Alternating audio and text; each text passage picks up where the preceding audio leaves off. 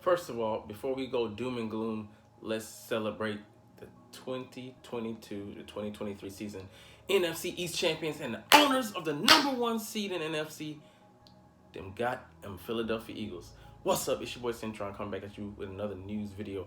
Man, and the way you see people react to this, game online, YouTube and all that stuff, social media, you'd have thought we lost the goddamn game. I mean, come on now, don't play us like that. We ain't the fucking Cowboys. Cowgirls cry. Ah, man. Losers have nothing to say, so I don't even want to hear from any of them. Shut up. But we came out here, we handled business, and yes, it might have been less than stellar. It was less than perfect, had plenty of flaws in it, but we went out there and got the goddamn W. So I don't want to hear nothing else.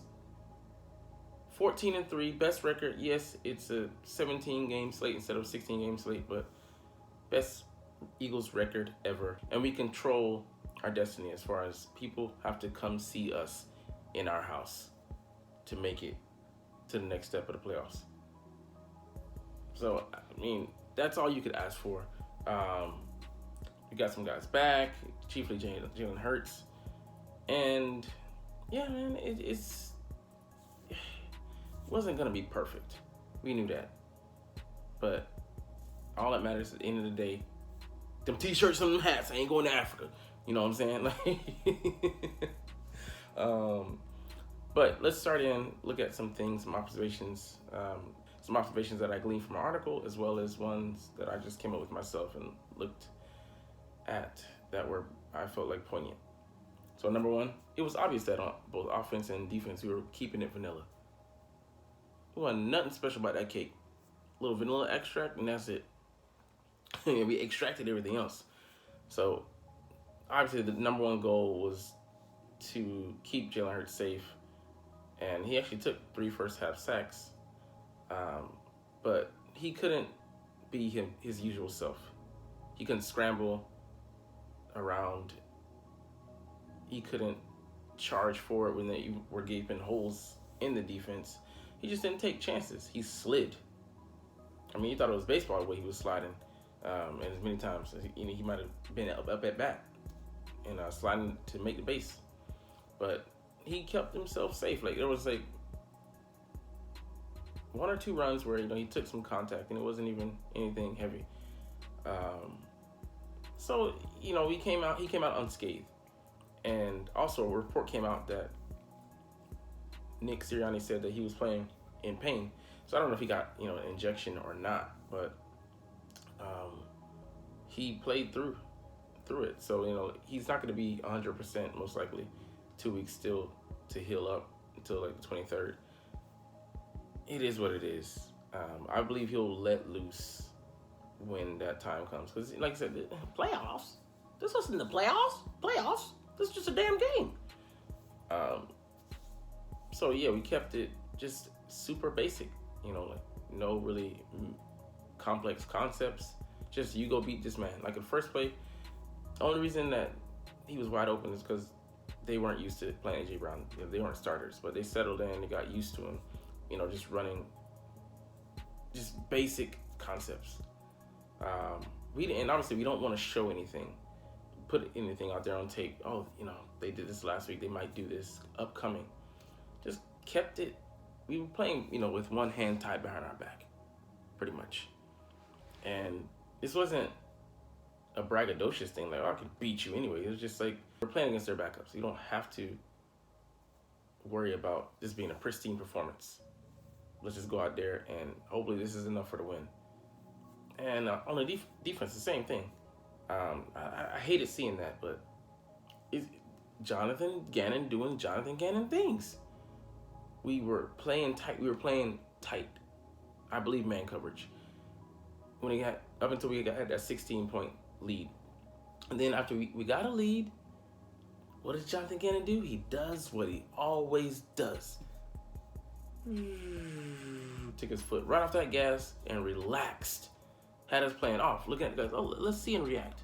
Let's see what you do. Oh, you killed a person? Oh, let me go and arrest you. You see him about to commit a murder. You see the knife in his hand. You see him stalking and walking up to the prey. Knock that shit out of his goddamn hand.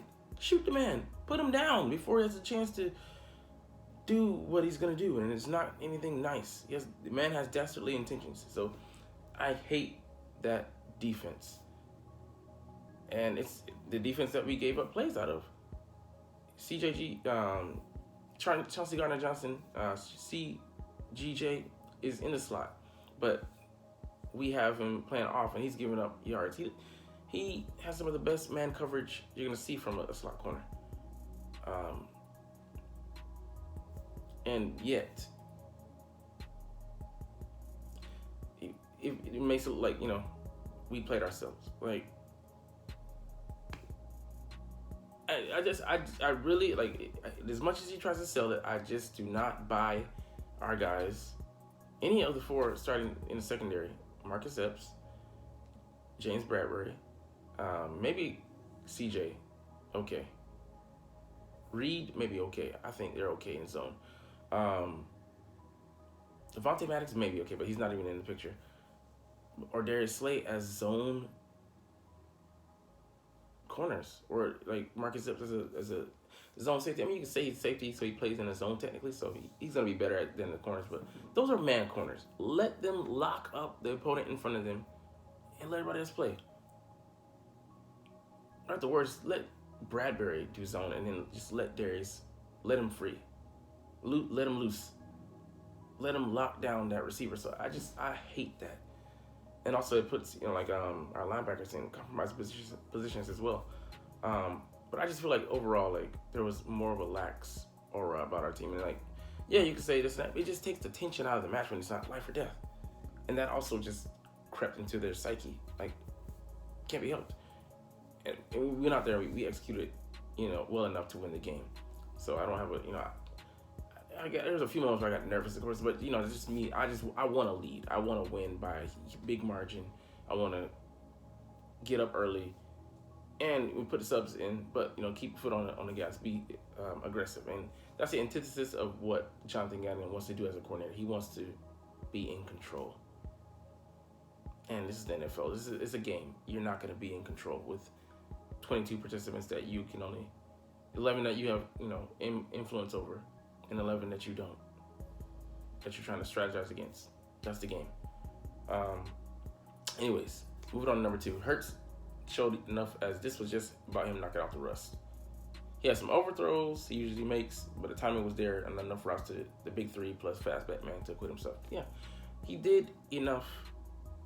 He showcased enough of the old Jalen. And like some people are saying like, the old habits were creeping back in.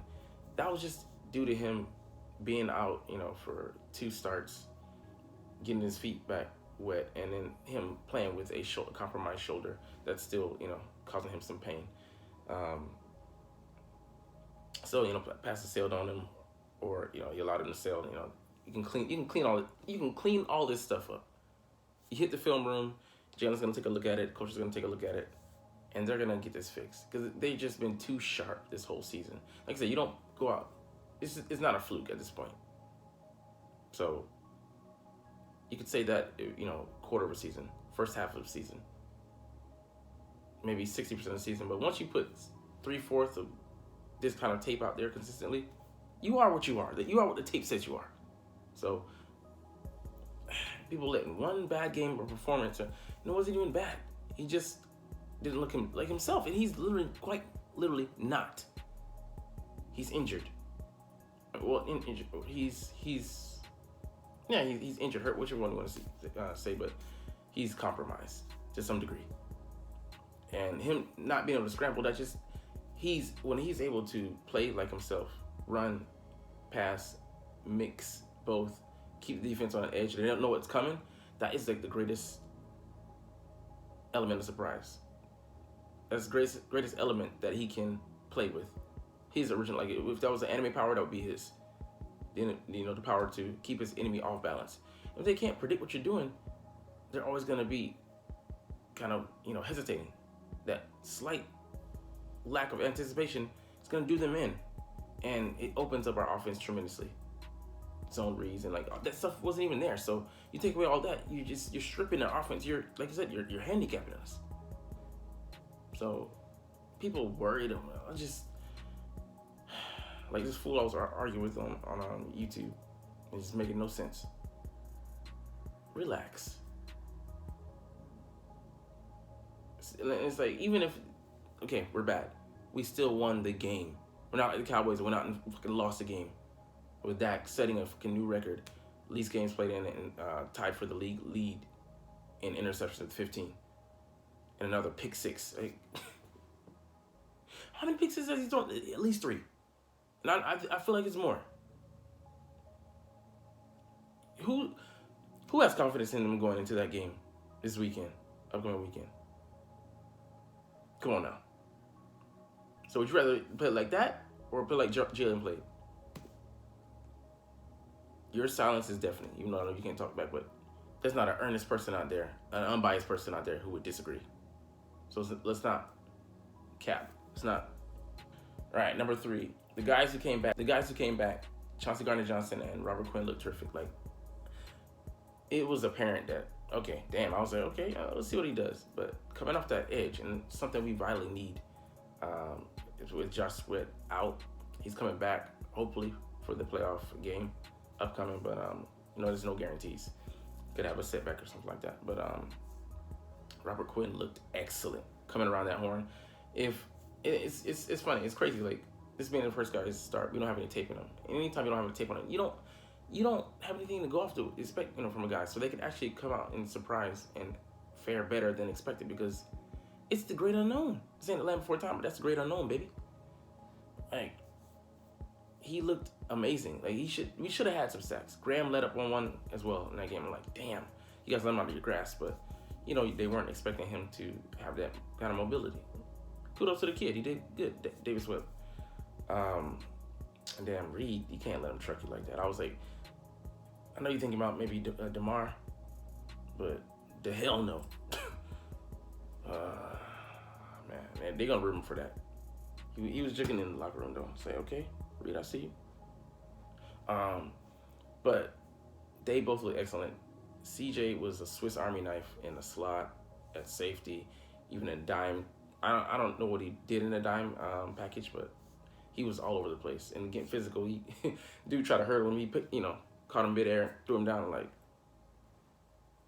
don't try that bullshit with me. Come on now. Yeah, so he looked fantastic out there. And this was his first game. Considering this was his first game back, he has on some balls too. But we need to be better as a defense, getting those picks. Like I said, it was just a lax thing, because like once that tension is gone, like it's like you cheating, and like and that you can't get caught for cheating. It's like it don't feel as passionate as like like, oh damn, somebody just ran outside. That's just the nature of human beings, to be honest. But yeah, Quinn looked excellent, and really you could tell he was hurt. Came back, got that clean up, that scope, that knee scope, and got that cleaned up, and got those things out of there. He looks night and day difference. He still looks homeless maybe, but somebody said in the comments they ripped him apart. A homeless millionaire is still a millionaire with your broke ass. But yeah, the game plan. Let's talk about that. Even though it was vanilla, we still could have called more runs. We had the giant killer with us, Boston Scott, and we didn't even use him to his full potential. He had like 9 carries for like 55 yards, and we just murking them all day. 20-plus yard run where he flips over, keeps his balance, and keeps running for another 3 or 4 yards. Just whatever it is. Like, I mean, for him, blue is red. He sees that and he just gotta go.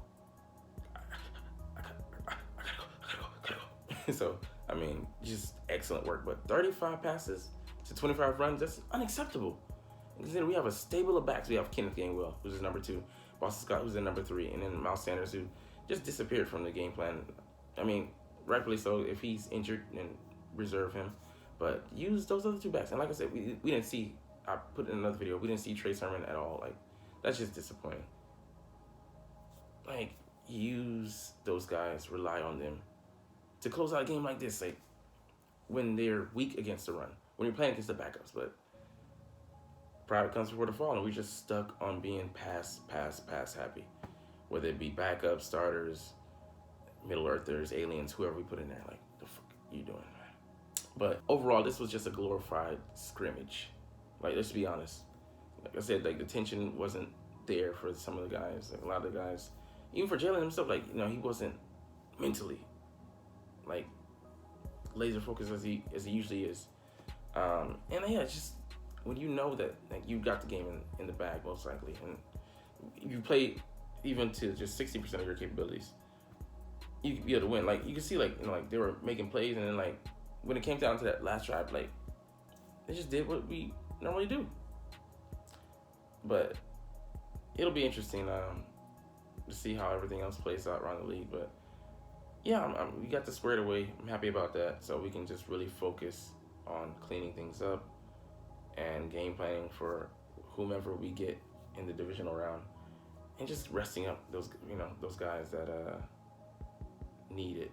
Jalen, Avante, we'll see. I don't think he's gonna play in this game, but Lane, we'll see how he comes out. If he there might be signs early that, okay, well, damn, we don't think you can go Lane, or you know, probably be like, you know, limited on, you know, snap count or rotation basis to not give you some, you know, too much damage,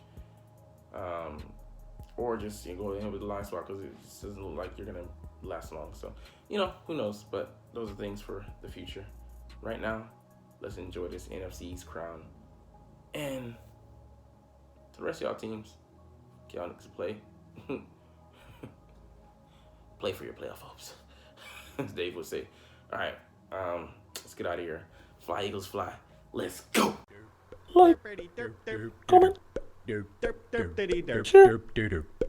and subscribe if you want. Thanks for watching. Check me out at Cintron, Cintron Anime, Cintron Life, or Cintron Laughs, or other social media.